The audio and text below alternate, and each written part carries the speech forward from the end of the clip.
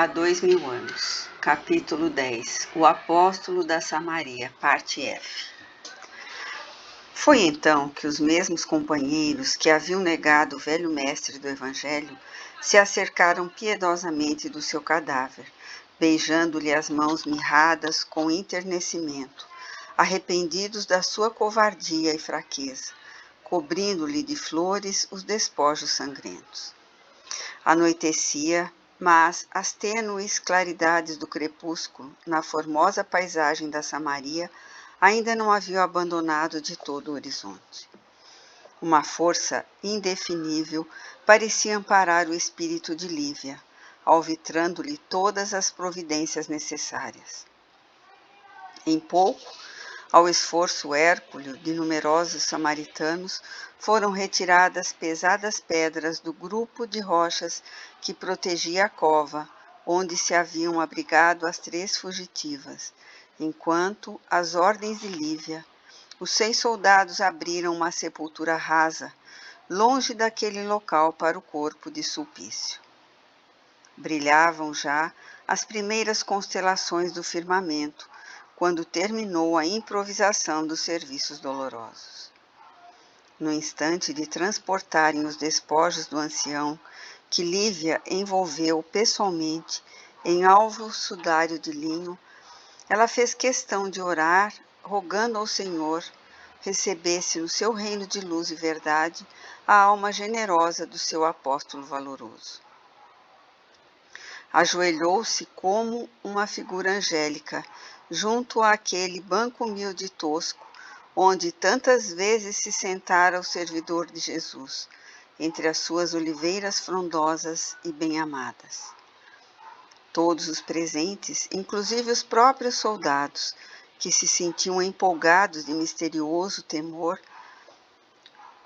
prostaram-se genuflexos, acompanhando-lhe a reverência, enquanto a claridade de algumas tochas sopravam perfumadas as brisas leves das noites formosas e estreladas da Samaria de há 2000 anos. Irmãos, começou ela emocionada, assumindo pela primeira vez a direção de uma assembleia de crentes. Elevemos a Jesus o coração e o pensamento. Uma sensação mais forte parecia embargar-lhe a voz, inundando-lhe os olhos de lágrimas doloridas.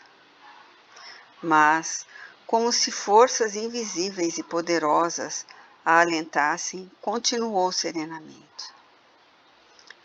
Jesus, meigo e divino Mestre, foi hoje o dia glorioso em que partiu para o céu um valoroso apóstolo do teu reino. Foi ele aqui na terra, Senhor, a nossa proteção, o nosso amparo e a nossa esperança. Na sua fé, encontramos a precisa fortaleza, e foi em seu coração compassivo que conseguimos aurir o consolo necessário.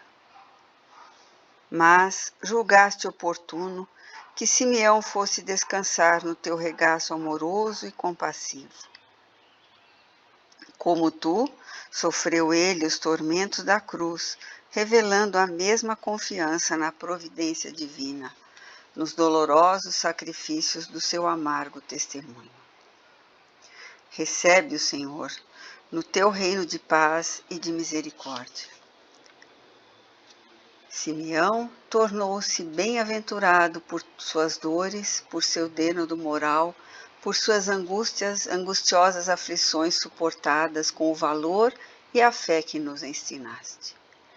Ampara-o nas claridades do paraíso do teu amor inesgotável, e que nós, exilados na saudade e na amargura, aprendamos a lição luminosa do teu valoroso apóstolo da Samaria.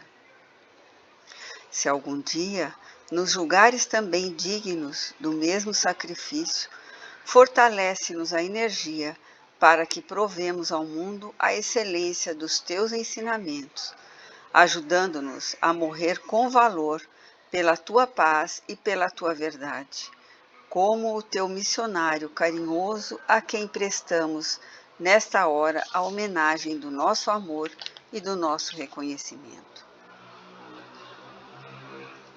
Nesse interim, houve na sua oração um interregno, todavia continuou.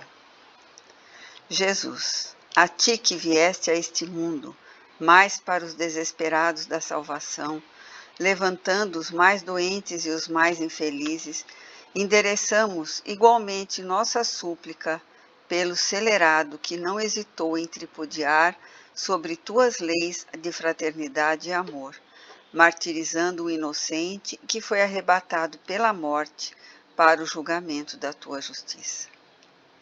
Queremos esquecer a sua infâmia, como perdoaste aos teus algozes do alto da cruz, infamante do martírio. Ajuda-nos, Senhor, para que compreendamos e pratiquemos os teus ensinos. Levantando-se comovida, Lívia descobriu o cadáver do apóstolo e beijou-lhe as mãos pela última vez, exclamando em lágrimas carinhosas: Adeus, meu mestre, meu protetor e meu amigo. Que Jesus te receba, o Espírito iluminado e justo, no seu reino de luzes imortais, e que a minha pobre alma saiba aproveitar neste mundo a tua lição de fé e valoroso heroísmo. Repousado numa urna improvisada, o corpo inerte de Simeão foi conduzido ao seu último jazigo. Numerosas tochas haviam sido acesas para o ofício amargo e doloroso. E enquanto o cadáver do lictor Sulpício descia à terra úmida, sem outro auxílio além da cooperação dos seus prepostos, o nobre ancião ia repousar à frente do seu templo e do seu ninho, entre as virações cariciosas do vale, à sombra fresca das oliveiras que lhe eram tão queridas. Lívia dispensou em seguida os soldados do governador e, guardada por homens valorosos e dedicados, passou o resto da noite em companhia de Ana e da filhinha, em profundas meditações e dolorosas cismas. Ao raiar da aurora, retiravam-se definitivamente do vale de Siquém, acompanhadas por um vizinho de Simeão, encaminhando-se de volta à Cafarnaum e levando ao íntimo numerosas lições para toda a vida. Sabedoras de que não se fariam esperar as represálias das autoridades administrativas, regressaram por estradas diferentes que constituíam atalhos preciosos, sem tocar em Naim para trocar os animais. Com algumas horas sucessivas em marcha forçada, atingiam o solar tranquilo, onde iam descansar dos golpes sofridos. Lívia remunerou largamente o seu dedicado companheiro de viagem, retirando-se para os seus aposentos, onde fixou em base preciosa a pequena cruz de madeira que lhe dera o apóstolo algumas horas antes do cruento martírio. Alguns dias se passaram sobre o infausto acontecimento. Pôncio Pilatos, contudo, informado de todos os pormenores do ocorrido, rugiu de ódio selvagem, reconhecendo que defrontava poderosos inimigos, quais Públio Lentulus e sua mulher, buscou acionar por outro lado o mecanismo de sinistras represálias.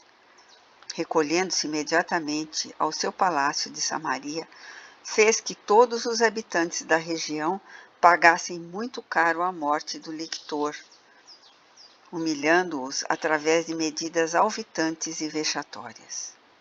Assassínios nefandos foram praticados entre os elementos da população pacífica do vale, propagando-se por Sebaste e outros núcleos mais adiantados a rede de crimes e crueldades de sua mentalidade vingativa e tenebrosa. Estacionemos, todavia, em Cafarnaum e aguardemos aí a chegada de um homem. Ao cabo de alguns dias, com efeito, regressava o senador de sua viagem através da Palestina. Após o seu regresso, Lívia cientificou de quanto ocorrera na sua ausência. Públio Lentulus ouvia-lhe o relato silenciosamente. À medida que se tornavam conhecidas as ocorrências, sentia-se intimamente tomado de indignação e de revolta contra o administrador da Judéia. Não só pela sua incorreção política, mas também pela extrema antipatia pessoal que a sua figura lhe inspirava, resolvendo, em face do acontecido, não vacilar um segundo em processá-lo acerbamente, como quem julgava dever perseguir o mais cruel dos inimigos. O leitor poderá talvez supor que o orgulhoso romano teria o coração sensibilizado e modificados os sentimentos a respeito da esposa, de quem presumia possuir as mais flagrantes provas de deslealdade e perjúrio, no santuário do lar e da família. Mas Públio Lentulus era humano, e nessa condição precária e miserável, tinha de ser um fruto do seu tempo, da sua educação e do seu meio.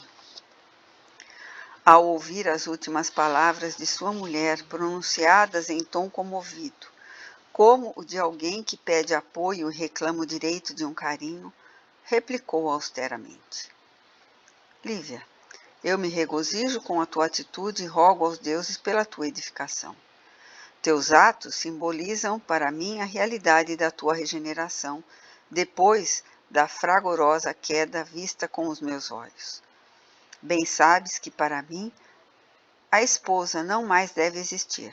Contudo, louvo a mãe de meus filhos, sentindo-me confortado, porque se não acordaste a tempo de seres feliz, despertaste ainda para a possibilidade de viver. Tua repulsa tardia por esse homem cruel me autoriza a crer na tua maternal dedicação, e isso basta. Essas palavras, pronunciadas em tom de superioridade e secura, demonstravam a Lívia que a separação afetiva de ambos deveria continuar no ambiente doméstico irremissivelmente. Abalada nas comoções do seu martírio moral, retirou-se para o quarto, onde se prostou diante da cruz de Simeão, com a alma desalentada e combalida.